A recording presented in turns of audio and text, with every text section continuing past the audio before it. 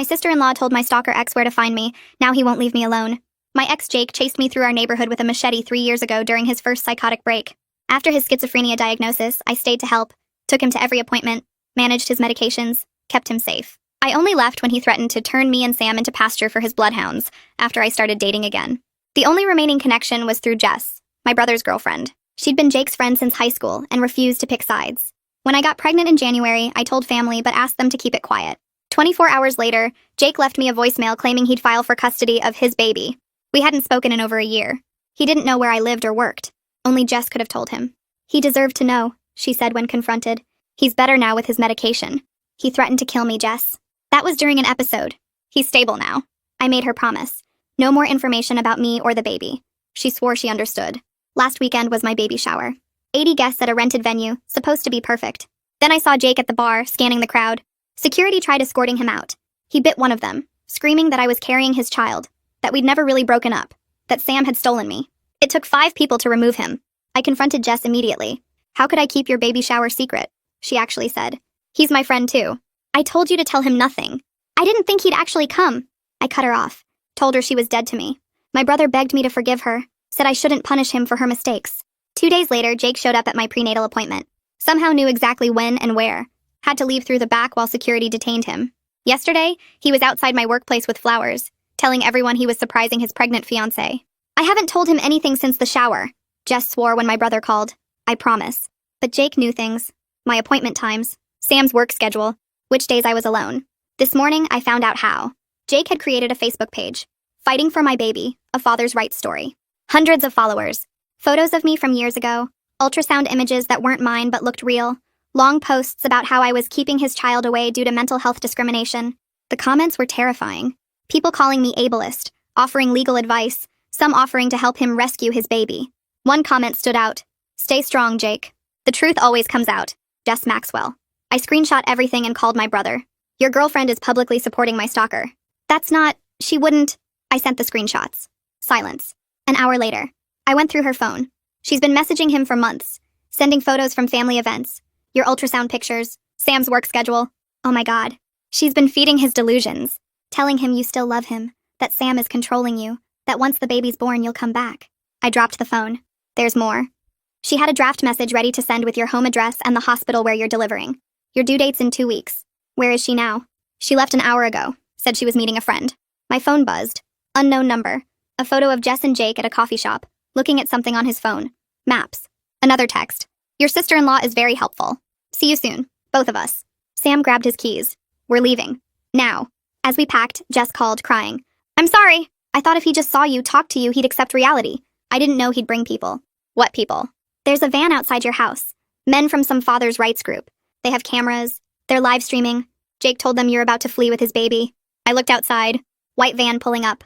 Jake got out first, followed by 5 men with cameras and signs reading, Fathers have rights, and stop parental alienation. The whole internet is watching, Jess sobbed. Thousands of viewers. They think you're the villain. The doorbell rang. Police! Someone shouted. But something was off about the voice. Sam checked his phone. The live stream showed our front door. The title, Liv, confronting my baby's kidnapper. She can't hide anymore.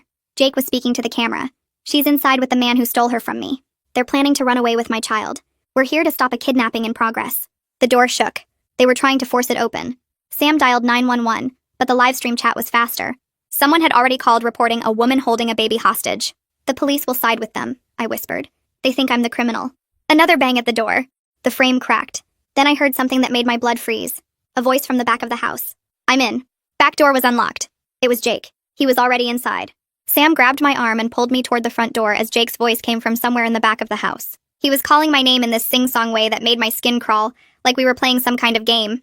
The men outside kept pounding on the front door and I could hear their voices through the wood, narrating everything to their cameras.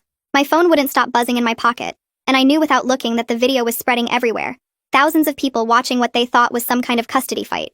Sam put his finger to his lips and pointed toward our bedroom. The truck was parked on the side street, but both doors were blocked now, so we'd have to go out a window. I was 9 months pregnant, and the thought of climbing through a window terrified me. What if I got stuck? What if I hurt the baby? Jake's footsteps moved through the kitchen, and I heard him open the fridge like he still lived here. He called out that he just wanted to talk, that we could work this out like a family, and his voice sounded so normal it was almost worse than if he'd been yelling. We made it to the bedroom just as the front door started to splinter. Sam pushed the window open and went through first, landing in the bushes below. He reached back up for me and I tried to fit my belly through the frame. For a second I thought I wasn't going to make it, but Sam grabbed my arms and pulled while I pushed with my legs. Behind me, I heard Jake realize we were escaping and his voice changed completely. He started screaming that I couldn't take his baby away, that I was a kidnapper, that he had rights. My shirt caught on something and tore as Sam pulled me through. We both fell into the bushes and I felt branches scraping my arms, but I didn't care. We were out. Sam pulled me to my feet and we started running across the neighbor's yard. I heard the front door finally give way and the men burst inside. Their cameras were still rolling and I knew they were spreading through the house looking for us. Someone must have seen us from a window because I heard yelling about our location. My phone kept buzzing and I pulled it out while we ran. The livestream chat was moving so fast I could barely read it, but people were giving advice on which way we probably went. They were helping Jake hunt us down. Sam's truck was maybe 30 yards away when Jake came around the side of the house at a full run. He was so much faster than us and I was struggling to move with my belly weighing me down. Every step sent pain through my back and I was scared my water was going to break right there in the street. Sam positioned himself between Jake and me as we reached the truck. He had the keys in his hand already, but Jake was closing the distance fast. Then Jake stopped about 10 feet away with his hands up. For just a second he looked like the man I used to love before everything went wrong. He was crying and his voice broke when he begged me to just listen. He said Jess told him I still loved him, that Sam was keeping us apart, that once I saw him I'd remember. The Father's Rights group had their cameras pointed at us from the front porch, and they were narrating this whole thing like Jake was some kind of hero trying to see his kid. I wanted to scream at them that they had it all wrong, but I couldn't make my voice work. That's when I heard the sirens. 2 patrol cars came around the corner fast, and a detective got out before his car even stopped moving. He took one look at the cameras and the crowd and Jake's wild eyes and seemed to understand this wasn't a normal domestic situation. I was shaking so hard I could barely stand, and when he asked what was happening, the words just tumbled out. I told him about Jess and the stalking and Jake being inside our house and the Facebook page and everything. Jake tried to tell the detective that I was confused. He said pregnancy hormones were making me crazy, and he was the father and he had rights to see his child. The detective asked Jake for proof that he was the father. Jake pulled out a whole stack of printed Facebook messages from Jess. They had my pregnancy symptoms listed out, my due date, even my doctor's name. The detective's face changed as he read through them, and I could see him realizing how much detailed information Jake had been collecting. The Father's Rights group started chanting about parental rights, and how men get discriminated against. Their phones were still streaming to what looked like thousands of viewers now. The detective called for backup to clear the crowd and tried to move Jake away from me, but Jake got more upset when the officers touched him. He kept insisting he had a right to be near his child's mother, and the crowd was backing him up. I showed the detective my phone with all the threatening texts and screenshots of Jake's Facebook page. I showed him the photo of Jess and Jake at the coffee shop looking at maps. He called for a female officer right away, and said she'd take my statement somewhere safe while he dealt with Jake and the crowd. Sam refused to leave my side as they walked us to a patrol car. His hand stayed on my back the whole time like he was afraid someone would try to grab me.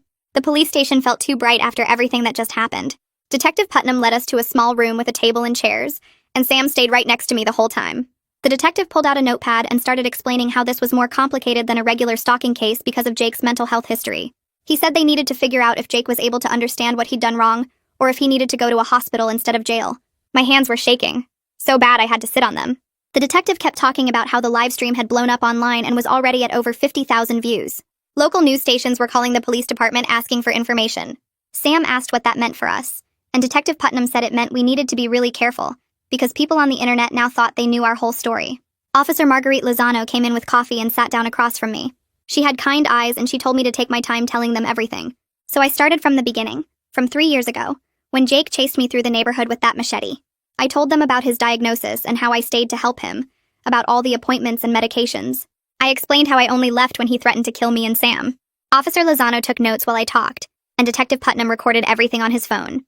When I got to the part about Jess, they both leaned forward. I showed them all the screenshots from Jake's Facebook page and the messages between Jess and Jake that my brother had found. Detective Putnam said what Jess did wasn't just being a bad friend. It was actually a crime called stalking by proxy. My phone kept buzzing on the table and I could see it was my brother calling over and over, 6 times during the interview. I couldn't talk to him yet because I was too angry and felt too betrayed. Officer Lozano asked if I wanted her to turn my phone off and I nodded. She powered it down and set it aside. Detective Putnam excused himself to make a phone call and came back 20 minutes later. He'd contacted someone named Alec Navarro, who used to be Jake's psychiatrist. Dr. Navarro told him Jake had stopped taking his medications 4 months ago, even though the doctor told him not to. The psychiatrist explained that when Jake's delusions got bad, they usually focused on past relationships, and he could get really dangerous when he thought someone was keeping him from something he believed was his. Detective Putnam said this information was really important because it meant they could put Jake in a psychiatric hospital right away, instead of just arresting him. While we were still giving our statement, there was a commotion in the hallway outside. I heard my brother's voice demanding to see me, and Detective Putnam went out to talk to him. Through the door, I could hear my brother saying he'd left Jess at their apartment and found more stuff on her laptop. He sounded upset and kept saying he needed to show me something right away. Detective Putnam brought him into the room and my brother looked terrible, like he'd been crying. He had his laptop bag with him and he pulled out a folder of printed papers. Bank statements showing payments from someone named Sarah to Jess's account. $3,000 total over the past few months. My brother's hands were shaking as he showed me messages where Jess promised Jake's mother she could bring Jake and me back together if she just had enough details about my life. I felt sick looking at it all. This wasn't just Jess being stupid or misguided. She'd been getting paid to stalk me. Detective Putnam took the bank statements and started making notes. He said this changed everything, because now they could charge Jess with financial fraud and conspiracy on top of the stalking charges. My brother sat down hard in one of the chairs and put his head in his hands. He kept saying he was sorry, that he should have seen what Jess was doing. Tears were running down his face and he showed me more messages where Jess told Jake's mother exactly when I'd be alone, what doctor's office I used, where Sam worked. She'd been so detailed and careful about it. I wanted to be mad at my brother, but looking at him I could see he'd been fooled just like I had. Officer Lozano brought him some tissues and he wiped his face. He told me he'd broken up with Jess as soon as he found the laptop evidence and moved his stuff out of their apartment. He said he knew I probably hated him, but he needed me to know he never would have let this happen if he'd known. Detective Putnam got another phone call and stepped out again. When he came back, he said Jake was being taken to county hospital for evaluation. A doctor there had determined Jake was a danger to himself and other people, so they were putting him on a 72-hour psychiatric hold. That meant Jake would be locked in the hospital for at least 3 days while doctors figured out what to do with him. About an hour later, Detective Putnam told us that Jake's mother had arrived at the hospital from 3 states away. She'd driven all night after seeing the live stream online. The detective said she was really upset when she found out Jake had stopped his medications and that Jess had been helping his delusions get worse. Jake's mom was cooperating with the police and had brought all of Jake's medical records and history to help with the case. Sam asked if we could go home and Detective Putnam shook his head. He said our house was surrounded by news vans and people from those fathers' rights groups who still believed Jake's version of everything. It wasn't safe for us to go back there. I didn't know where we were supposed to go. My best friend Anya called Sam's phone since mine was turned off. Her dad was Detective Putnam, so she'd heard what happened. She told Sam we could stay at her apartment and that she'd already made up the guest room. Detective Putnam said he'd personally take us there and help us get some of our stuff from the house. We drove back to our place with Detective Putnam following in his car. There were 4 news vans parked on the street and a small group of men still standing on the sidewalk with their signs. Detective Putnam went and talked to them while Sam and I went inside through the back door.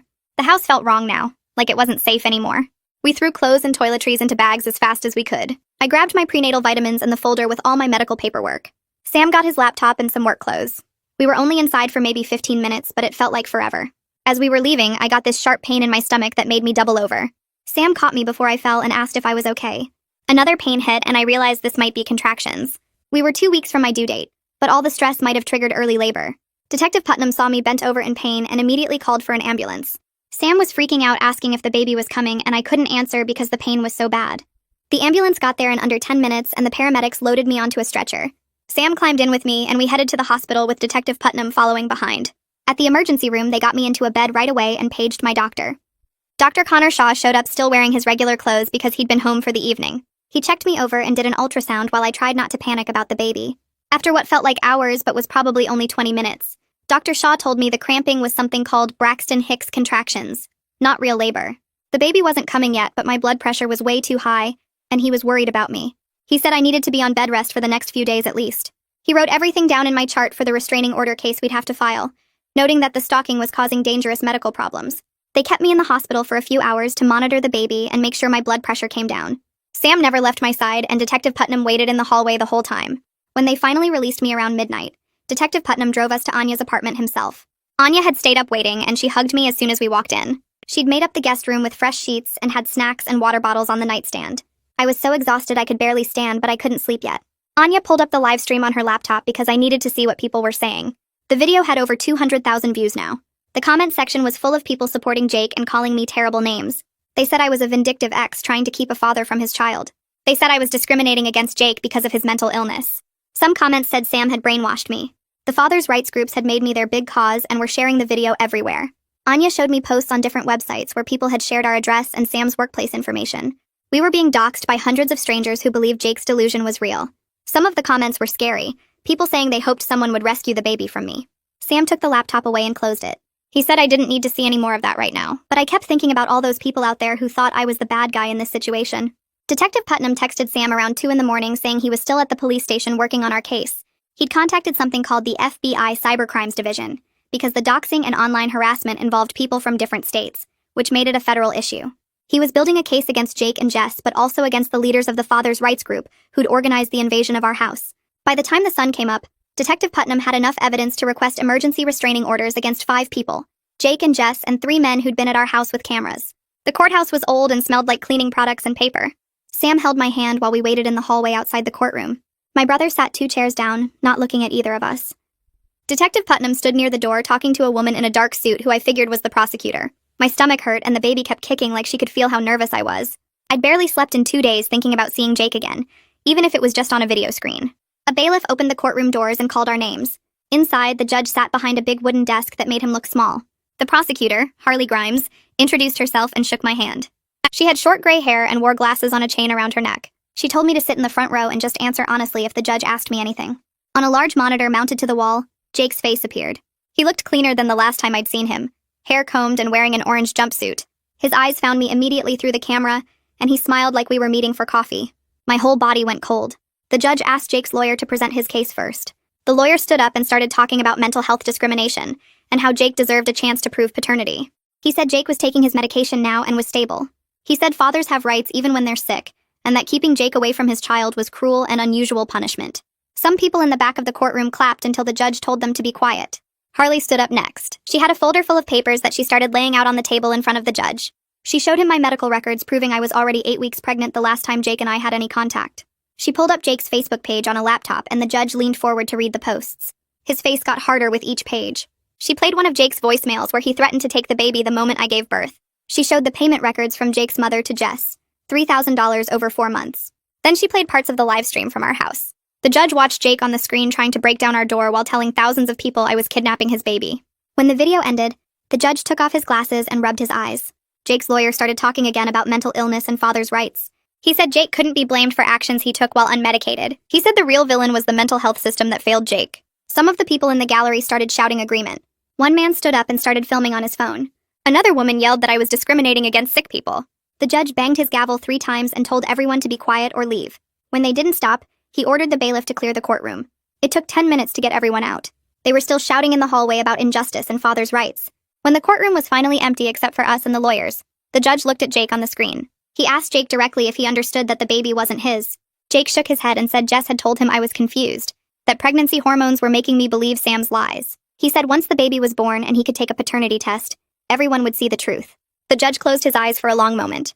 Then he started reading from a paper in front of him. He granted a 5-year restraining order against Jake. 500 yards minimum distance from me, Sam, our home, my workplace, and the hospital where I deliver. Jake couldn't contact me by phone, email, social media, or through other people. The judge also ordered Jake to stay in psychiatric treatment and keep taking his medication as a condition of his eventual release from the hospital. If he stopped treatment or medication, he'd go straight to jail. Then the judge looked at the papers about Jess. He ordered a separate restraining order against her with the same distance requirements. Harley told the judge that criminal charges were being filed against Jess for stalking by proxy and fraud. The judge nodded and said he'd sign whatever the prosecutor needed. My brother was called to testify next. He walked to the front of the courtroom and swore to tell the truth with his hand on a Bible. Harley asked him to explain what he'd found on Jess's phone and laptop. My brother's voice shook as he described the messages between Jess and Jake. Hundreds of them over 4 months. Photos of me at family dinners. Screenshots of my ultrasound pictures. My work schedule that Jess had gotten by asking my brother innocent questions. Details about my doctor appointments. Even a draft message with our home address and the hospital name that Jess had been planning to send. He showed the judge the bank statements proving Jess had received $3,000 from Jake's mother. Harley asked why he was testifying against his girlfriend. My brother looked at me for the first time that day. He said his sister's safety mattered more than any relationship. He said he'd been stupid and blind, but he wasn't going to keep protecting someone who'd put me and my baby in danger. Jess's lawyer tried to make her sound like a confused friend who didn't understand what she was doing. He said she thought she was helping Jake accept reality by giving him information. He said she never meant for things to get dangerous. But Harley pulled out the payment records and asked how someone receives $3,000 by accident. She asked if naive friends usually get paid for their help. The judge didn't look convinced by Jess's lawyer. After the hearing ended, my brother followed us out to the parking lot. He told me he'd moved out of the apartment he'd shared with Jess and was staying with a friend across town. He said he'd started seeing a therapist to figure out how he'd missed all the signs. He apologized again for not protecting me better. I wanted to stay angry at him, but he looked so broken that I couldn't. I told him I needed time before things could go back to normal between us. He nodded and said he understood. Sam and I drove back to Anya's apartment in silence. I kept thinking about Jake's face on that screen, still believing the delusion even with all the evidence right in front of him. That night, I checked the father's rights forums that had been posting about me. The restraining order had made everything worse. They were calling me a false accuser who'd weaponized the courts. They said I was using Jake's mental illness against him. Someone posted that they hoped I'd lose the baby as punishment for my lies. The comments got worse from there. Detective Putnam called the next morning and said he wanted me to meet with someone. Her name was Riley Chase, and she was a social worker who helped stalking victims. She had experience with cases where mental illness and online harassment mixed together. He gave me her number and told me to call her as soon as possible. I met Riley at a coffee shop near Anya's apartment 2 days later. She was younger than I expected, maybe 30, with red hair pulled back in a ponytail. She ordered us both decaf and sat across from me with a notebook. She asked me to walk her through everything that had happened. When I finished, she wasn't shocked or surprised like most people. She just nodded and started writing. She told me the online harassment would probably get worse before it got better. The forums would keep posting about me and sharing conspiracy theories. But she said specific threats and doxing were crimes we could prosecute. She knew lawyers who specialized in getting content removed from websites and going after the worst harassers in civil court. She said we'd document every threat and every piece of personal information that got posted. She explained that we couldn't stop people from having opinions about me online, even terrible ones. Free speech protected that. But when they crossed into threats or sharing my address or workplace, that became criminal. She'd seen cases like mine before where internet mobs decided someone was the villain and wouldn't let go. Sometimes it took months or even years for them to move on to a new target. She gave me her card and told me to screenshot everything and send it to her. Every threat, every post with my information, every comment that seemed dangerous. She'd work with Detective Putnam and the FBI to build cases against the people who went too far. 3 days after I met with Riley, someone posted the name of the hospital where I was registered to deliver. They included my due date and said people should show up to document me leaving with Jake's baby. The post got shared across multiple forums within hours. Dr. Shaw called me that afternoon sounding worried. He said the hospital had received dozens of calls asking about me. Security had caught 2 men trying to get into the maternity ward that morning claiming they were there to protect a baby. He told me we needed to transfer my care to a different hospital immediately. He'd already called a colleague across town and arranged everything. I'd be registered under a fake name and only Dr. Shaw and his nurse would know my real identity. He sent the hospital security team my photo with instructions to call police if Jake or anyone suspicious showed up asking about me. Sam and I drove to the new hospital that evening to pre-register. The maternity ward was on the 4th floor with locked doors and cameras everywhere. A security guard sat at a desk checking IDs before letting anyone through. The nurse who processed my paperwork never used my real name out loud. She called me by the fake name Dr. Shaw had chosen and made me memorize it. She said when I came in to deliver, I'd need to use that name or they wouldn't admit me. Detective Putnam called with news about Jake. The psychiatric hold had been extended to 14 days. The doctor said he was still delusional and potentially dangerous even with medication. They wanted more time to adjust his treatment and make sure he was stable.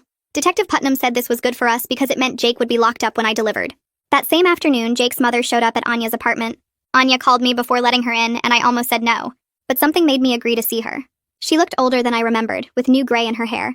She sat on Anya's couch and cried while apologizing. She said she'd been desperate to help her son, and thought giving him information would help him accept reality. She said she'd paid Jess because Jess promised she could bring Jake and me back together. She'd believed Jess when Jess said I still loved Jake and just needed reminding. She said she realized now that she'd enabled Jake's delusions and made everything worse. She was working with the prosecutors and had given them all her records of the payments to Jess.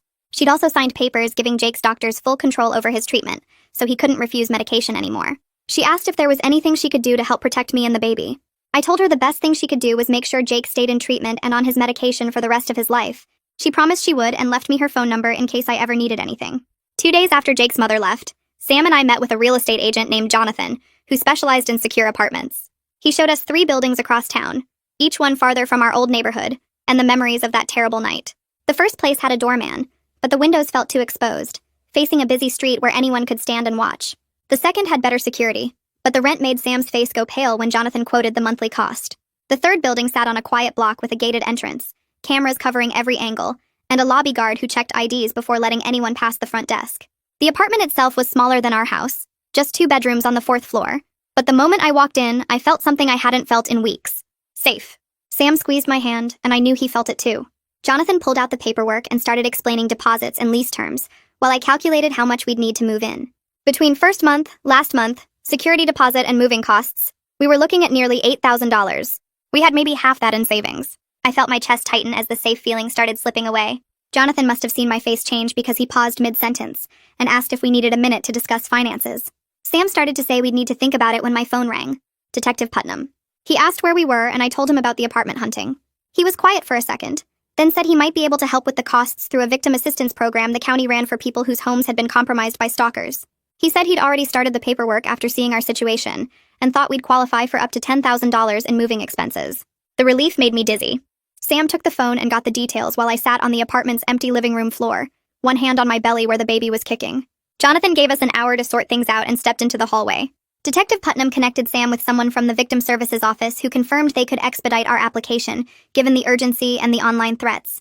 By the time Jonathan came back, we were signing the lease. My brother called that evening asking to meet somewhere neutral to talk. I almost said no, still angry about Jess and how long he'd let her access to our family continue. But Sam reminded me that my brother had been the one to finally expose what Jess was doing, that he'd given prosecutors everything they needed. We agreed to meet at a coffee shop near Anya's apartment the next morning. He was already there when I arrived, sitting at a corner table with 2 cups in front of him. He'd ordered my usual decaf now because of the pregnancy, and the small gesture made my throat tight. He stood when he saw me but didn't try to hug me, just gestured to the chair across from him. We sat in awkward silence for a minute before he started talking. He said he'd moved out of the apartment he'd shared with Jess, couldn't stand being in the space where she'd plotted against me. He'd cut off all contact with her and changed his number so she couldn't reach him. He was cooperating fully with the prosecutors, had given them his testimony about finding the messages on her phone and the payments on her laptop. He said he knew sorry wasn't enough, that he should have seen what she was doing sooner, should have questioned why Jake always seemed to know things only family should know. His voice cracked when he said he'd chosen his relationship over his sister's safety, and he'd have to live with that. I let him finish before I spoke. I told him I appreciated his testimony and his cooperation with the police, that those actions mattered, but I also told him I wasn't ready to go back to how things were before, wasn't ready to trust him the way I used to. He needed to understand that rebuilding what we had would take time, maybe a long time, and I couldn't promise we'd ever get all the way back. He nodded and wiped his eyes with his sleeve. He said he understood, that he'd spend however long it took proving he was trustworthy again. He asked if he could at least know when the baby was born, if there was a way to be part of his niece's life even from a distance. I thought about it for a minute, watching him sit there looking more broken than I'd ever seen him. I said maybe, eventually, but right now I needed space to feel safe and prepare for the baby without worrying about information leaking. He accepted that without argument, just asked me to let him know if I ever needed anything. We finished our coffee in silence, and he walked me back to my car, keeping his distance like he was afraid to get too close. 1 week before my due date, I woke up at 3 in the morning with pain that felt different from the cramping I'd been having. Sharper, deeper, radiating from my lower back around to my stomach. I lay there for a minute trying to decide if it was just more stress contractions, but then I felt wetness between my legs, and when I turned on the lamp, the sheets were spotted with blood. I shook Sam awake, and his eyes went wide when he saw the blood. He was out of bed and grabbing his keys before I could even sit up, helping me into sweatpants and shoes while calling the hospital to tell them we were coming. The drive felt endless even though the new hospital was only 15 minutes away. Every bump in the road sent fresh waves of pain through my abdomen, and I kept one hand pressed against my belly, feeling for the baby's movements. She was still kicking, but the movements felt different, more frantic. Sam ran 2 red lights and I didn't tell him to slow down. Dr. Shaw met us in the emergency entrance, already in scrubs like he'd been waiting. A nurse brought a wheelchair and they rushed me through hallways I didn't recognize to a room with monitors and equipment everywhere. Dr. Shaw examined me while explaining what he was checking for. His voice calm but his movements quick and precise. After a few minutes, he pulled back and told Sam to sit down. He said the stress had caused a partial placental abruption, which meant the placenta was starting to separate from my uterus wall. It wasn't a complete separation yet, but it was dangerous. Could get worse fast, could cut off oxygen to the baby or cause me to bleed too much. My whole body went cold. I asked if the baby was okay, and Dr. Shaw said, "For now, yes. Her heart rate was strong and she was moving well. But we needed to act quickly." He said he was going to give me medication to try to stop the bleeding and stabilize the situation, but I'd need to stay in the hospital on complete bed rest. If the bleeding got worse or the baby showed signs of distress, they'd have to deliver immediately by emergency surgery. Sam's hand found mine and gripped hard. I thought about everything Jake had done, all the fear and stress he'd put us through and how now it might cost me my baby. The anger felt like fire in my chest, but I pushed it down because I needed to stay calm for her. Dr. Shaw started an IV and gave me the first dose of medication while nurses hooked me up to monitors that tracked my contractions and the baby's heartbeat. The sound of her heartbeat filled the room, steady and strong, and I focused on that sound while the medication worked, and the pain slowly started to ease. Dr. Shaw came back 2 hours later with test results and an ultrasound machine. He did a full scan of the baby and the placenta while explaining what he was seeing on the screen. The separation was small, he said, and the medication had stopped it from getting worse. The baby looked healthy, good size and position, strong heartbeat and movements. But he said I couldn't go home, needed to stay in the hospital under observation for at least 24 hours to make sure the bleeding didn't start again. After that, if everything stayed stable, I could go home but only on complete bed rest until delivery. No getting up except to use the bathroom, no stress, no visitors except Sam, and absolutely no exposure to anything related to Jake or the case. He said my body had been through too much and we needed to give the baby every possible chance to develop a little longer. But he also said we couldn't wait for natural labor anymore. The risk was too high. He wanted to schedule a controlled induction for 3 days from now, which would put me at 37 weeks. Not full term, but close enough that the baby should be fine, and the controlled environment would let them monitor everything and act fast if complications developed. I agreed immediately, just grateful there was a plan that might keep both of us safe. Dr. Shaw left to set up the induction schedule while Sam pulled a chair next to my bed and held my hand. A nurse came in to brief me on the bed rest rules and what to watch for. Any new bleeding or pain or changes in the baby's movement. She also said the security team had been updated about my extended stay and the upcoming delivery. My photo and fake name were distributed to every staff member on the maternity floor, with instructions that I was a high-risk patient with a security situation. No one would be allowed into my room without showing ID to the guard posted outside my door. No information about me would be given out over the phone or to anyone who came asking. When the baby was born, she'd be registered under the fake name too until we could safely leave the hospital and update the records. The level of precaution should have made me feel paranoid, but instead it made me feel protected. These people were taking the threat seriously, doing everything they could to keep Jake and his supporters away from us. Detective Putnam called that afternoon with news about Jess that made my blood pressure spike enough to set off the monitors. A nurse came rushing in, and I had to take deep breaths and think calm thoughts until the numbers went back down before Detective Putnam would continue. He said Jess had violated her restraining order by creating a fake social media account under a different name to contact my brother. She'd sent him messages claiming she was pregnant with his child and needed to talk urgently, that she had important information about Jake he needed to hear. My brother had immediately screenshot everything and called the police instead of responding. Detective Putnam said they'd traced the account back to Jess within hours and arrested her at her parents' house where she'd been staying since making bail. Her bail was revoked and she was now in county jail awaiting trial. He said the violation showed she couldn't be trusted to follow court orders, and the prosecutor was using it to argue she should stay locked up until her trial date. I asked if she was really pregnant, or if that was just another manipulation. Detective Putnam said as far as they knew it was a lie, just another attempt to get my brother to break his silence and give her information she could pass to Jake. The coldness of it stunned me. Even facing criminal charges and a restraining order, Jess was still trying to help Jake, still trying to get access to information about me and the baby. Sam asked what would happen if she kept trying to make contact from jail, and Detective Putnam said they were monitoring her calls and mail, that any attempt to reach out to me or my family would add more charges. He said to focus on staying calm and healthy for the baby, that Jess couldn't hurt us anymore from behind bars. 2 days later, Detective Putnam called again with different news, this time about Jake. He said Jake had undergone another psychiatric evaluation as part of the court process, and something unexpected had happened. Jake had a moment of clarity where he acknowledged he wasn't the baby's father. His doctor told Detective Putnam that the new medication combination was finally working, that Jake's delusions were breaking down and he was starting to see reality. He'd apparently broken down crying during the evaluation, apologizing for everything he'd done and saying he didn't know why he'd believed the baby was his. The doctor was cautiously optimistic that with continued treatment Jake might maintain this insight, but he also warned that Jake's grasp on reality was still fragile, that if he stopped taking his medication again, the delusions could come back just as strong. Detective Putnam said the court was taking this into account, and instead of releasing Jake to outpatient treatment, they were ordering him to a long-term psychiatric facility, where he'd live full-time and his medication would be supervised. He'd stay there for at least a year, possibly longer depending on his progress, and he couldn't leave without court approval. I asked if that meant he'd be locked up during the baby's birth and first months of life. Detective Putnam said yes, that by the time Jake was even eligible for evaluation for release, my daughter would be over a year old, and we'd have had time to establish our new life without him hovering over us. The relief was physical, like a weight lifting off my chest. Sam asked about the restraining order, and Detective Putnam said it would remain in effect regardless of Jake's treatment progress, that even if he got better, he wouldn't be allowed near us without my explicit permission. I said I couldn't imagine ever giving that permission, and Detective Putnam said that was completely my right. Harley Grimes, the prosecutor handling both Jake and Jess's cases, called me directly the next day to update me on the formal charges. Against Jake, she'd filed stalking charges, criminal trespass for breaking into our house, making terroristic threats for the things he'd said in his voicemails and messages, and violating the protective order for the baby shower incident and the workplace ambush.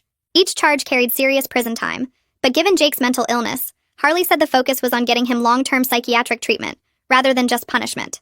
She wanted him somewhere he couldn't hurt anyone, and where he'd have to stay on his medication. Against Jess, the charges were more extensive because Jess didn't have the mental illness defense. Harley had filed stalking by proxy for feeding Jake information, fraud for the payments she'd received from Jake's mother under false pretenses, conspiracy for coordinating with Jake to track my movements, and harassment for the social media posts supporting Jake's delusions.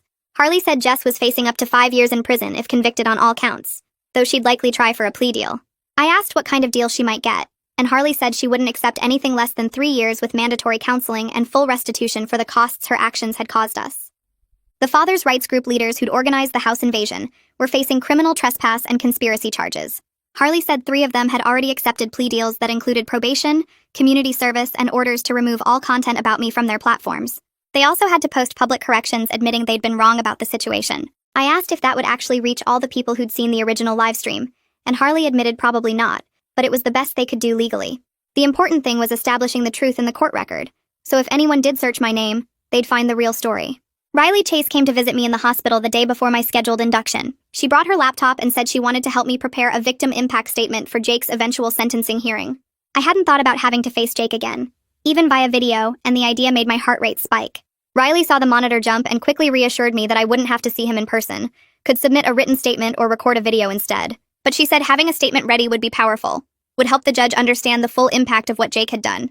We spent 2 hours working on it, Riley helping me organize my thoughts and focus on specific facts rather than just anger.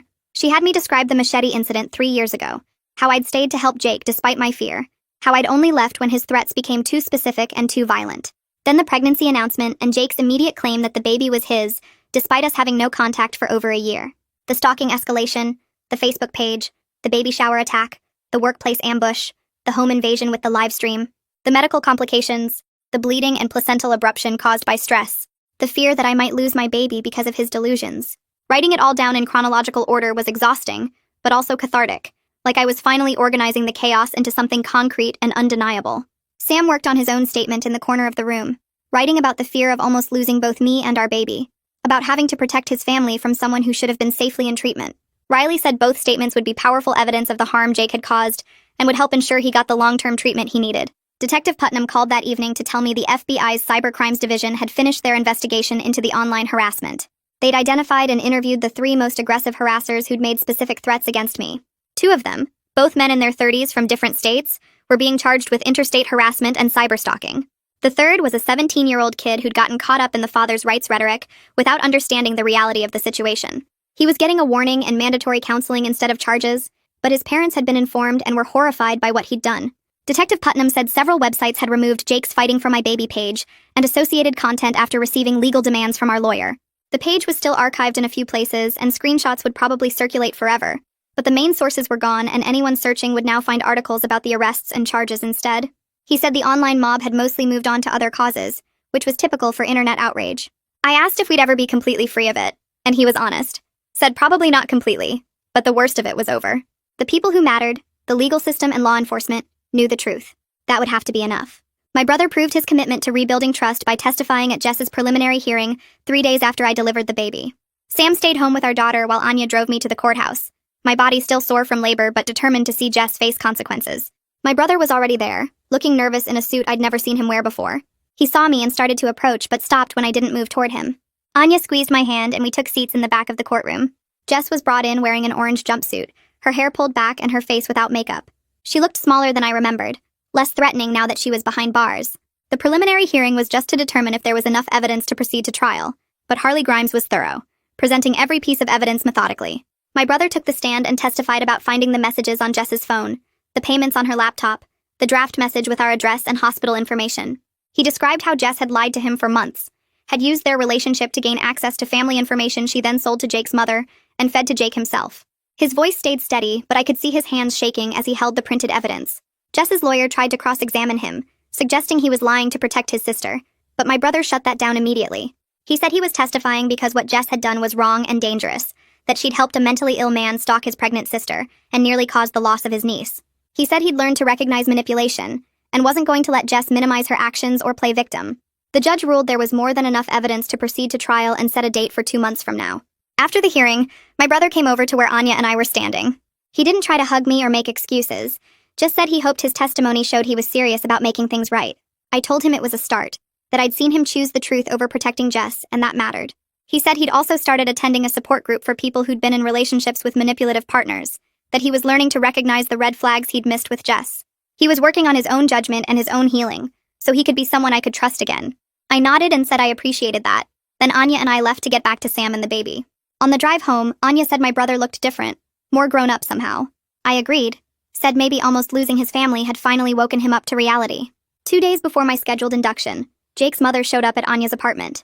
Sam answered the door and stood blocking the entrance until I told him it was okay. She looked older than when I'd last seen her at the courthouse, her face lined with worry and exhaustion. She asked if we could talk for just a few minutes, and I led her to the small kitchen table while Sam hovered protectively nearby. She told me Jake had been transferred to a secure psychiatric facility 2 states away for long-term treatment. The doctors there specialized in treatment-resistant schizophrenia and had already adjusted his medication plan.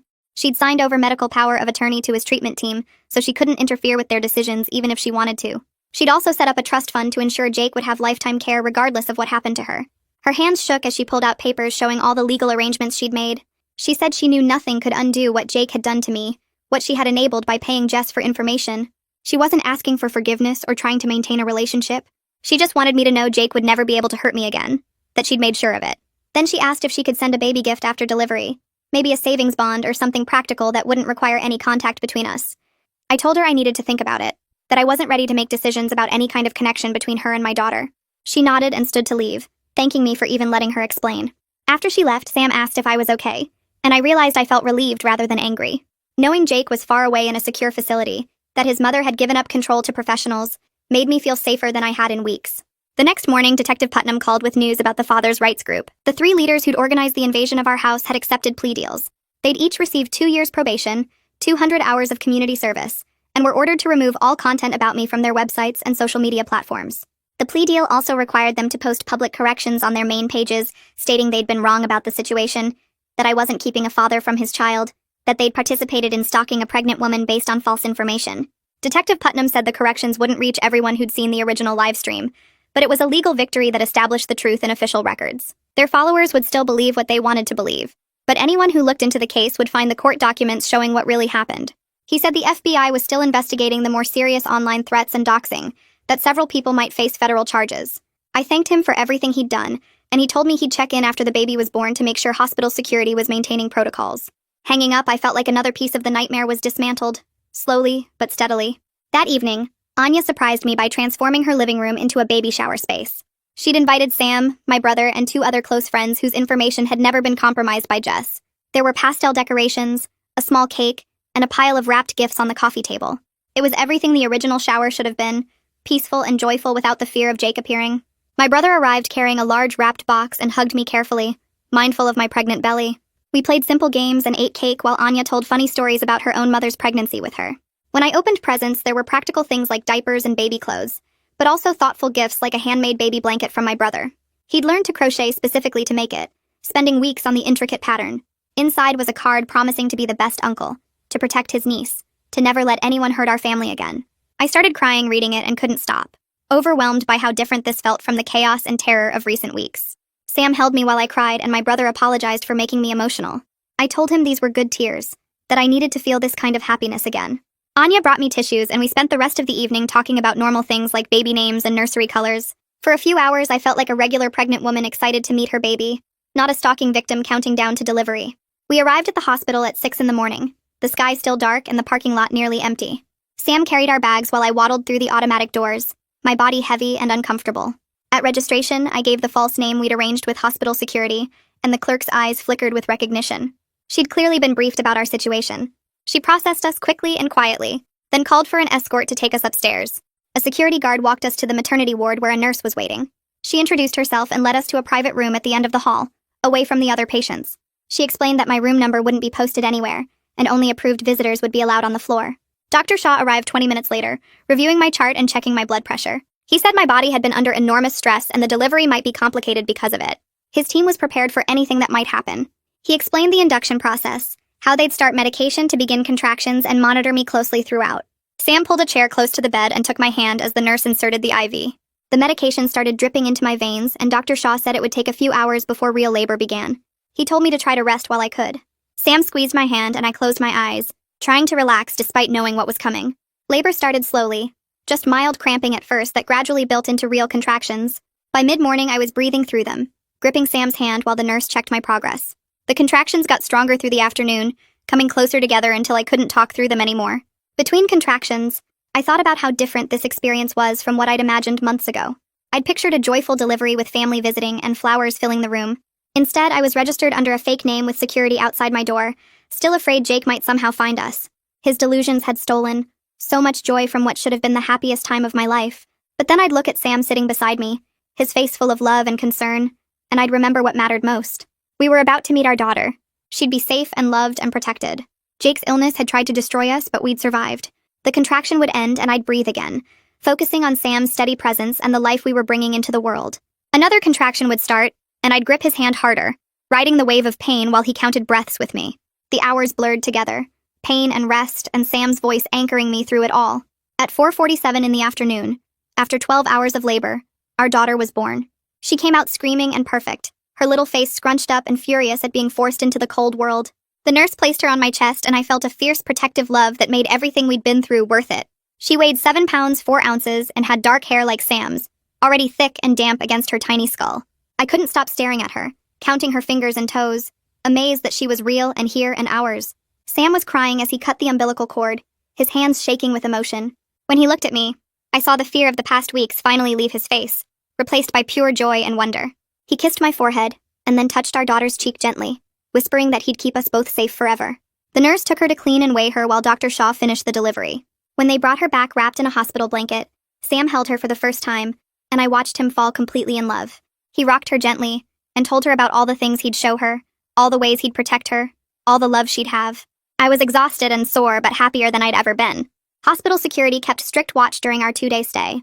No visitors were allowed except my brother and Anya, who came separately and had to show ID before being escorted to our room. The nursing staff used the false name on all paperwork, and my room number wasn't posted on any board or door. Every nurse who entered checked our wristbands and confirmed our identities before providing care. Detective Putnam called twice to confirm there'd been no suspicious activity around the hospital, no one asking questions about recent deliveries or trying to access maternity ward records. He said Jake's supporters online had mostly moved on to other causes, though a few diehards were still posting conspiracy theories. He'd alerted hospital security about specific usernames to watch for. My brother visited the evening after delivery, bringing flowers and a stuffed animal for his niece. He held her carefully, tears streaming down his face as he told her he'd always protect her. Anya came the next morning with a care package full of snacks and magazines, sitting with me while Sam went to the cafeteria. She said I looked tired but happy, that she'd been so worried during the stalking, but seeing me now with my daughter made her believe everything would be okay. On our second day in the hospital, Detective Putnam visited in person. He looked serious as he closed the door behind him, and I felt my stomach drop, afraid of what news he was bringing. He sat down and told us Jake's psychiatric team had made a significant discovery. While going through Jake's belongings at the facility, they'd found journals detailing his growing delusions about me. He'd been writing for months about how we were meant to be together, how Sam had stolen me, how the baby was his despite all evidence otherwise. The journals showed clear premeditation even within his psychosis.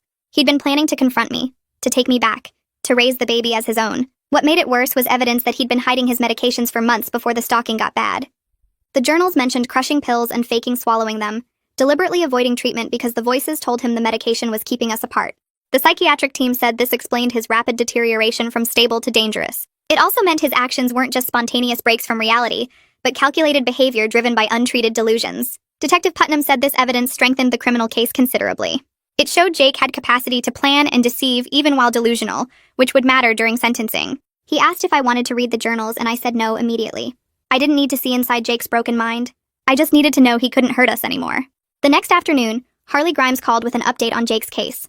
His lawyer was negotiating a plea deal that would send him to a psychiatric prison facility for a minimum of 5 years with mandatory treatment. The facility specialized in mentally ill offenders and had strict protocols for medication compliance. After 5 years, Jake could only be released if doctors certified he was no longer a danger, and he demonstrated consistent medication compliance. If he stopped taking medication or showed signs of deteriorating, he'd remain confined indefinitely. Harley said the plea deal was the best outcome we could hope for, because it guaranteed long-term treatment while keeping Jake away from us. A trial would be risky and might result in a shorter sentence if the jury sympathized with his mental illness. The plea deal also avoided me having to testify in detail about everything that happened. I told her I supported the deal because I wanted Jake to get help, not just punishment. I didn't hate him for being mentally ill. I hated what his untreated illness had done to all of us. If 5 years of treatment could help him, if it could prevent him from hurting someone else in the future, then that mattered. Harley said she'd finalize the deal and schedule a plea hearing for next month. I'd have the option to submit a victim impact statement but wouldn't have to appear in person if I didn't want to. I thanked her and hung up feeling relieved that this part was moving toward resolution. A few days after we brought our daughter home, Harley called again about Jess's case. Her trial date was set for 2 months from now, but her lawyer had approached prosecutors about a plea deal. Jess was willing to plead guilty to all charges in exchange for a 3-year sentence with possibility of parole after 18 months. The deal would also require her to pay restitution for our therapy costs and moving expenses, plus complete a mental health program addressing her manipulation and boundary issues. My brother called right after Harley did. His voice strained as he asked what I thought about the plea deal. He said part of him wanted Jess to face a full trial and maximum sentence for what she'd done, but another part just wanted it over, so we could all move forward. I told him I supported the plea deal if it included the restitution and mental health treatment. Jess needed to face real consequences, but she also needed help understanding why what she did was so wrong. 3 years was significant time, and the restitution would take her years to pay off. My brother was quiet for a moment, then said he'd tell prosecutors we supported it. He added that he'd started dating someone new, taking things very slowly, being careful about red flags. He said therapy was helping him understand how Jess had manipulated him, and how he'd ignored warning signs. I told him I was proud of him for doing that work, and he thanked me before hanging up. The new apartment building felt like a fortress compared to our old house. Sam carried our daughter through the lobby while I followed with the diaper bag, my legs still wobbly from 2 days in the hospital. The doorman nodded at us and made a note in his log. Cameras tracked our movement from 3 different angles. Sam had already given the building manager photos of Jake and Jess with strict instructions not to let them pass the entrance under any circumstances. The elevator ride to the 4th floor felt safe in a way I hadn't experienced in months. Sam unlocked our door and I stepped inside to find the nursery completely set up. Anya had helped him arrange everything while I was in labor. The crib sat against the far wall with a mobile hanging above it. My brother had assembled the changing table and stocked it with diapers and wipes. Everything was ready for us. I settled into the rocking chair with my daughter and felt my shoulders drop for the first time since Jake had broken into our house. The windows had security locks. The door had a deadbolt and chain. Nobody could get to us here without going through multiple layers of protection. Sam sat on the floor next to the chair and put his hand on my knee. Our daughter made small sleeping noises against my chest. This was what safety felt like. The first night home, she woke up every 2 hours. Sam and I took turns stumbling to the nursery in the dark, changing diapers and warming bottles. By morning, we were both exhausted, but neither of us complained. This was normal new parent exhaustion, not the crushing fear that had defined my pregnancy. My daughter needed me, and I could focus on her without constantly looking over my shoulder. The second day, my brother called before coming over. He asked if noon worked, and I said yes. He arrived with a gift bag full of baby clothes and a card that made me cry. He held his niece for an hour while she slept, his face soft with wonder. When he handed her back, he thanked me for trusting him enough to visit. I told him he was earning it back slowly. He nodded and said he understood. The third day, Anya stopped by with groceries and stayed to help me figure out the baby swing. She didn't ask about Jake or Jess. She just focused on making sure I had everything I needed. By the end of the first week, I'd established a routine. Feed the baby, change the baby, try to sleep when the baby slept. Sam went back to work but came home for lunch every day to check on us. My brother visited every other day, always calling first and never staying too long. He was patient with my wariness, never pushing for more access than I was ready to give. He'd bring coffee or dinner and hold his niece while I showered or napped. I could see how much he loved her already. His eyes would get wet when she grabbed his finger. Detective Putnam called on day 8 to tell me the investigation was officially closed. Jake was in custody at the psychiatric facility, and Jess was in county jail awaiting trial. All the evidence had been collected and processed. The father's rights group members who'd invaded our house had accepted plea deals. The online harassment campaign had been documented for potential federal charges. Everything was wrapped up from a police perspective. He asked if he could stop by to meet the baby and bring a gift. I hesitated, but Sam said it was fine, so I agreed. Detective Putnam arrived the next afternoon with a stuffed elephant and a card. He held my daughter carefully, like she was made of glass. He told us he'd worked hundreds of stalking cases over his career, but ours stood out because of how the mental health issues and online components had intersected to create such a dangerous situation. He said he was using our case as a training example for other officers. He wanted them to understand how social media could amplify delusions and create mob behavior that made victims even more vulnerable. He thanked us for being cooperative witnesses, and said the documentation we'd provided had made building the case much easier. Before he left, he reminded us that the restraining orders were in place and being monitored. If Jake or Jess violated them, he'd know immediately. Riley called every week to check on me. She asked how I was sleeping and whether the nightmares had gotten better. I admitted they hadn't. I kept dreaming that Jake was in the apartment, that he'd gotten past all the security somehow. I'd wake up convinced I heard footsteps in the hallway. Sam would turn on all the lights to show me we were alone and safe. Riley said what I was feeling was normal after sustained trauma. She called it hypervigilance. My nervous system was still in protection mode even though the actual threat was gone. She taught me grounding techniques to use when the anxiety got bad. 5 things I could see, 4 things I could touch, 3 things I could hear, 2 things I could smell, 1 thing I could taste. She said it would help my brain recognize I was in the present moment, not back in the dangerous past. She also taught me how to separate real threats from trauma responses. The doorbell ringing didn't mean Jake had found us. It meant the delivery person had arrived with diapers. My brother calling didn't mean something was wrong. It meant he wanted to visit his niece. Slowly, I was learning to distinguish between actual danger and my body's overreaction to normal stimuli. Riley said it would take time, but I would get better at it. She also helped me process the guilt I felt about my daughter being born into all this chaos. I kept thinking she deserved a mother who wasn't constantly afraid, who could enjoy her without jumping at every sound. Riley reminded me that I'd protected my daughter through everything. I'd kept her safe when she was most vulnerable. That was what mattered. 2 weeks after bringing my daughter home, I drove to Harley's office for Jake's plea hearing. She'd set up a video conference so I wouldn't have to go to the courthouse. I sat in her conference room with Sam beside me and watched Jake appear on the screen. He looked different. His hair was cut short and he wore clean clothes. His eyes were clear instead of wild. The medication was working. His lawyer spoke first, explaining that Jake was accepting full responsibility for his actions and pleading guilty to all charges. Then Jake spoke directly to the camera. He said he was sorry for everything he'd put me through. He said he understood now that his delusions had made him dangerous, and that he'd refused to acknowledge his illness for too long. He said he was committed to staying on his medication and participating in treatment. He asked me to forgive him someday, though he knew he didn't deserve it. His psychiatrist testified next. She explained that Jake had been experiencing a prolonged psychotic episode triggered by medication non-compliance. She said he now had insight into his delusions and was working hard in therapy to understand what had happened. She recommended the psychiatric prison facility because Jake needed long-term structured treatment with accountability. The judge asked me if I wanted to speak. Harley had prepared a victim impact statement for me, but I decided not to read it. I just said I supported the plea deal because I wanted Jake to get help. The judge accepted the plea and sentenced Jake to 5 years in the psychiatric facility with mandatory treatment. He could only be released if doctors certified he was stable and no longer dangerous. If he stopped taking medication or showed signs of deteriorating, he'd stay confined. Harley said it was the best outcome we could have hoped for. Jess's plea hearing happened the following week. This time I attended in person with Sam and my brother. We sat in the courtroom while Jess was brought in wearing an orange jumpsuit. She looked smaller than I remembered, her face pale without makeup. Her lawyer explained that she was pleading guilty to stalking by proxy, fraud, conspiracy, and harassment. In exchange, she'd receive 3 years with possibility of parole after 18 months. She'd also have to pay back all the money Jake's mother had given her, plus additional money for our therapy costs and moving expenses.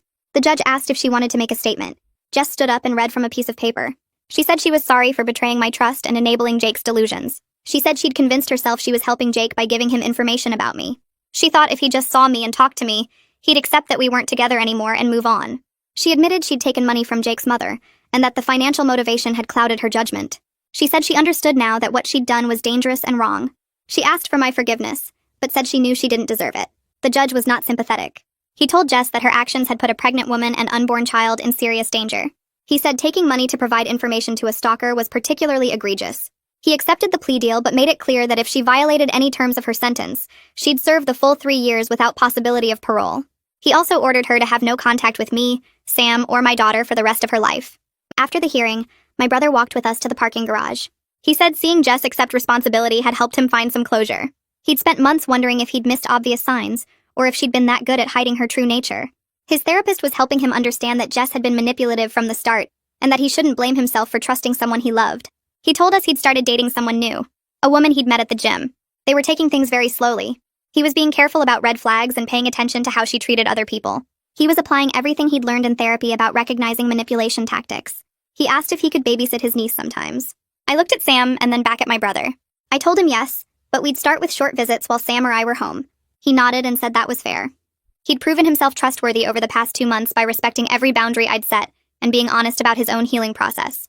He deserved a chance to be the uncle he wanted to be. 3 months passed quickly. My daughter grew and changed every day. She started smiling and making cooing sounds. She slept for longer stretches at night. Sam and I adjusted to being parents.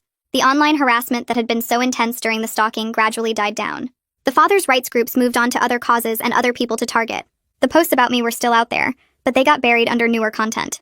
Most people who'd believed Jake's story never saw the court records or news articles that told the truth. But enough people did that. The narrative shifted. Riley helped me work with a lawyer to get the worst content removed from search results and social media platforms. We sent legal demands to websites hosting Jake's Facebook page and similar content. Most of them complied rather than face lawsuits. It wasn't perfect, but it was better. I could search my own name without seeing dozens of posts calling me a villain. Sam suggested couples counseling, and I agreed immediately. We'd survived something that destroyed many relationships. We needed help processing the trauma together and making sure we stayed strong. Our counselor met with us every week. She helped us talk about the fear we'd both felt and the ways we'd supported each other through the crisis. She pointed out that we'd communicated well under extreme pressure and trusted each other when it mattered most. Those were foundations we could build on. She also helped us process our individual trauma responses. Sam had nightmares about not being able to protect us. I had panic attacks when unexpected things happened. We learned how to support each other through those moments without taking on each other's anxiety. One night after a session, Sam told me he wanted to marry me. He said he'd been planning to propose before everything happened with Jake, but he'd wanted to wait until we were both healed enough to actually enjoy planning a wedding. He didn't want our engagement to be overshadowed by trauma. I told him I felt the same way. We agreed to wait a little longer, until we felt more settled and peaceful. I took my daughter to her 4-month checkup on a Tuesday morning. Dr. Shaw measured and weighed her, checked her reflexes, asked about her feeding and sleeping patterns. He said she was healthy and developing perfectly. He told me he was proud of how I'd protected her through everything. He said a lot of women in my situation would have gone into premature labor or had serious complications from the stress, but I'd managed to carry her to term and deliver her safely. He said that took real strength. He cleared me to return to work part-time if I wanted, though he recommended continuing therapy to manage any lingering stress. I told him I was thinking about it. Sam and I had talked about me staying home for the first year, but I missed working and having adult conversations that weren't about diapers or feeding schedules. Dr. Shaw said whatever I decided was fine as long as I was taking care of my mental health. He reminded me that postpartum depression could be made worse by trauma, and I should watch for warning signs. I promised I would. I got a call from Detective Putnam 2 weeks later. He said Jake's treatment team reported he was doing well with a new medication mix. Jake was going to therapy every day and talking about what he'd done. The doctor said he understood now that the baby wasn't his, and that he'd hurt me badly. Jake asked his mother to tell me he was sorry. Detective Putnam made it clear that Jake wouldn't be getting out anytime soon, probably not for years, but the doctors thought he might actually get better if he kept taking his medicine. I thanked Detective Putnam and hung up. Part of me was glad Jake was getting help. Part of me still felt angry that it took all this to make him take his medicine seriously. My brother came over that evening after I texted him. We sat on the couch while Sam held the baby in the nursery. My brother looked tired, older than he had a few months ago. He told me he'd been seeing a therapist twice a week to work through everything with Jess. I said I was glad he was getting help. He asked if I'd ever forgive him for not seeing what she was doing. I looked at him for a long time before I answered. I told him I forgave him. He started crying right there on my couch, covering his face with his hands. He said he'd been working so hard to be someone I could trust again, that he knew he'd failed me by not seeing through Jess sooner. I hugged him and told him we'd be okay. We agreed to start having family dinners once the baby was a little older, maybe once a week. He said he wanted to be the best uncle possible. I believed him. 6 months passed faster than I expected. The baby was sitting up on her own and starting to eat solid foods. Anya convinced me to join a mom and baby class at the community center on Tuesday mornings. I was nervous the first time we went. I kept looking over my shoulder in the parking lot, checking to make sure no one was following us. Inside the community center, there were 8 other moms with babies around the same age. We did songs and played with toys on colorful mats. After class, one of the other moms asked if I wanted to get coffee. Her name was Rachel, and her daughter was 2 weeks older than mine. We sat in the coffee shop attached to the community center and talked about sleep schedules and teething. Rachel asked about my daughter's father. I didn't hesitate. I told her about Sam, about how supportive he'd been through everything, about how he was an amazing dad. I didn't mention Jake or the stalking or any of it. For the first time in months, I talked about my family without feeling like I had to defend or explain anything. It felt normal. It felt good. Sam proposed on our daughter's first birthday. We'd had a small party that afternoon with just my brother Anya and a few close friends. After everyone left and we put the baby down for the night, Sam asked me to sit with him in the living room. He got down on one knee right there on our apartment carpet. He said I was the strongest person he'd ever met. He said he wanted to spend the rest of his life making me feel as safe and loved as I made him feel. He said he wanted to be my husband and raise our daughter together and build a real family. I said yes before he even finished talking. I was crying and laughing at the same time. The ring on my finger and we held each other for a long time. We'd survived the worst thing I could imagine. Everything else felt possible now. We started planning the wedding right away. We decided to keep it small, just 20 people we trusted completely. My brother would walk me down the aisle since our parents had both passed away years ago. Anya would be my maid of honor. Our daughter would be the flower girl, though at 15 months old she'd probably just toddle down the aisle or need to be carried. My brother had started dating someone new, a woman named Claire who worked at the hospital. We'd met her 3 times before we agreed she could come to the wedding. Sam's parents were flying in from Arizona. His sister and her husband would be there too. We picked a date 3 months out, enough time to plan but not so far away that we'd get stressed about it. A letter arrived 2 months before the wedding. Detective Putnam called to tell me it was coming. Jake's mother had written to ask if she could see her granddaughter once a year under supervision. I talked to Sam about it for a long time. We called Riley and asked what she thought. Riley said it was completely my choice, but that supervised visits with a grandparent were different from contact with Jake himself. She said if I decided to allow it, we should wait until our daughter was at least 2 years old and set very strict rules. I thought about it for a week. Finally, I told Detective Putnam to let Jake's mother know I'd agree to supervised visits starting when my daughter turned 2. The visits would happen at a neutral location with a social worker present. Jake's mother could not talk about Jake or show pictures of him. If she broke any rules, the visits would stop forever. Detective Putnam said Jake's mother cried when he told her. She said she understood and was grateful for any chance to know her granddaughter. The wedding day was perfect. Anya's parents had a big backyard with old trees and a garden. We set up chairs in rows and hung white lights in the branches. 20 people sat and watched as my brother walked me down the grass aisle. Our daughter wore a tiny white dress and my brother's girlfriend Claire carried her, since walking was still an adventure at that age. Sam stood at the front with his best friend from college as his best man. He was crying before I even reached him. My brother gave a speech during the reception about family and trust and second chances. He talked about how he'd almost lost me by not protecting me better, and how grateful he was that I'd forgiven him. Half the guests were crying by the time he finished. Sam and I had written our own vows. We promised to protect each other and our daughter. We promised to talk through our fears instead of hiding them. We promised to build a life based on love instead of letting trauma define us. When we kissed, everyone cheered. Anya watched the baby for our honeymoon. We only went 2 hours away to a bed and breakfast in the mountains, but it felt like a different world. For 3 days, we slept in and ate breakfast in bed and took long walks without checking over our shoulders. We talked about buying a house with a yard someday. We talked about maybe having another baby in a few years when we felt ready. We talked about Sam's job and my plans to go back to work part-time. We didn't talk about Jake or Jess or any of the bad stuff. We just talked about our future, about the life we were building together. On the last night, we sat on the porch and watched the sunset. Sam said he'd never been happier. I realized I felt the same way. We weren't defined by what Jake had done anymore. We were defined by what we'd built together, by the family we'd chosen and protected. I went back to work part-time when our daughter was 8 months old. I found a job with a small marketing company that let me work from home 3 days a week and come into the office 2 days. My brother babysat on Tuesdays and Thursdays, proving himself reliable and patient with his niece. He was good with her, always on time, always following our instructions about naps and feeding. Watching him with her helped me trust him fully again. Sam's career was going well. He got a promotion that came with a raise.